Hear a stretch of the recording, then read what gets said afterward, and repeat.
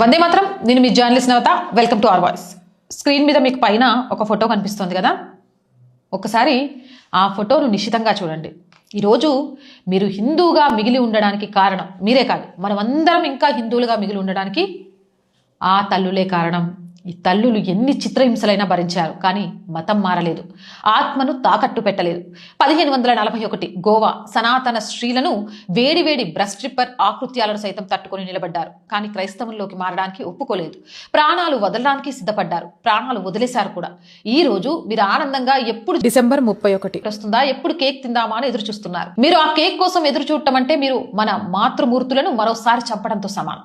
బంగ్లాదేశ్ 1971లో పాకిస్తాన్ ఆర్మీకి చిక్కి కేవలం హిందూ మహిళలైన కారణంగా 6 ఏళ్ల నుంచి 70 ఏళ్ల ముసలి వాళ్ళ వరకు వాళ్ళు అనుభవించిన చిత్రహింసలు మాటలతో వర్ణించలేం. ఈరోజు మనం ఇలా ఉన్నాము అంటే మన మాతృమూర్తుల త్యాగ ఫలమే. వారిని గౌరవిద్దాం, వారి ఆశయాలను పాటిద్దాం, ఆచరిద్దాం. జై హింద్, జై భారత్.